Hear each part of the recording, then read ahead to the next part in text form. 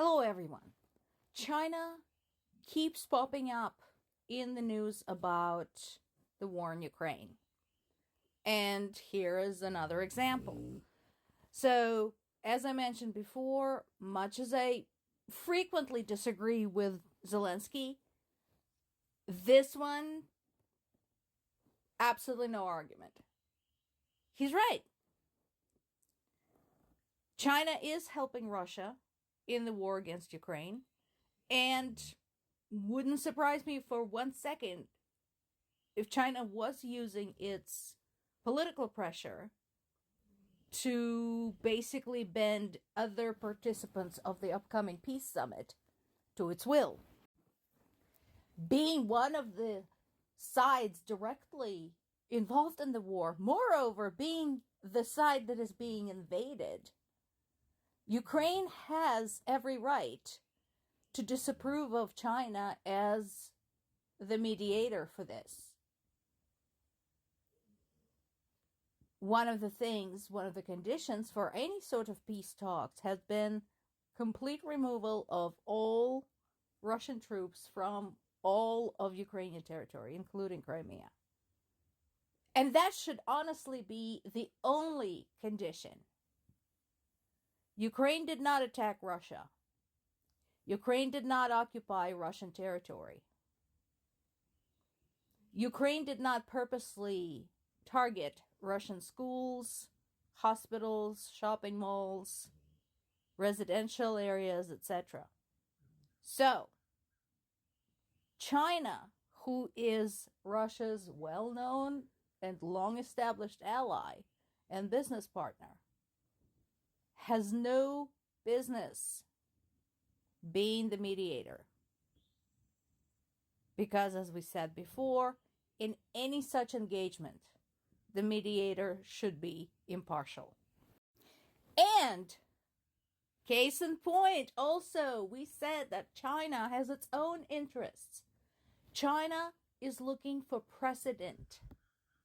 China's big question is, will Russia be able to get away with what it's doing in Ukraine? Because China itself has skeletons in its closet. Taiwan, for example. And here we go. It's coming out. Basically, China is saying, well, US has no business meddling in our events, and our potential claims on other territories outside of the continental China. So, isn't that so convenient? Think about it. Think about the hypocrisy. So, here is China saying, you over there have no right to interfere with our events over here, but it itself seeks to interfere in the conflict between Russia and Ukraine. Again, how does that how does that work? But this has been mentioned before. China is big. China is a power to be reckoned with. And politically speaking, economically speaking, China has its fingers in a lot of different pies all over the world, including in the US. So, those of us analyzing the events in Ukraine have spoken about this many, many times, saying this is not going to stay just about Ukraine. And here you go. Here's your case in point. So, this piece is in BBC, but a lot of the sources pretty much all over the world, including American sources, Ukrainian sources, Russian sources, British, European, Indian, Middle Eastern, are all asking the same questions.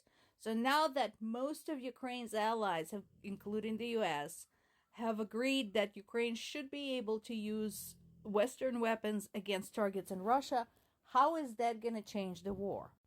First of all, to those who want to choose the alarmist stance on this, I would like to once again point out that Ukraine at this point has a really good track record of not hitting civilian targets.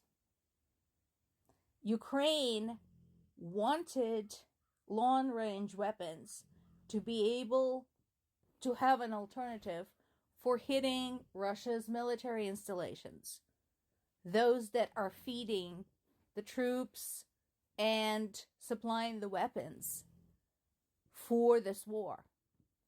So, I don't think Ukraine has any plans to change that strategy because it understands hitting civilian targets is going to hurt its own cause. People of Ukraine are not idiots.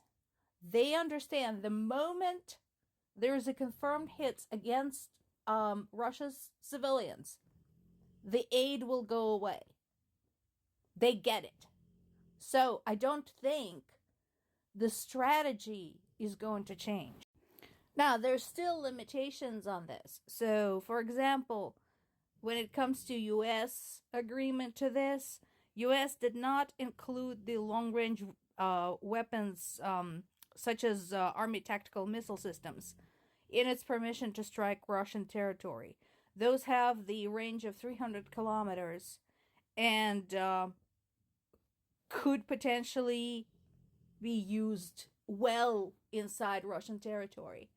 So again, I personally do not understand why there is such opposition to Ukraine basically defending itself against its aggressor. Considering what Russia has done to Ukrainian civilians and Ukrainian civilian targets, I don't see what the problem is. But unfortunately, Ukraine is entirely dependent on its allies for these weapons, and at this time has no capacity to produce enough of their own, even though they're trying. So that's where we are. Case in point. Why is this okay to do for Russia?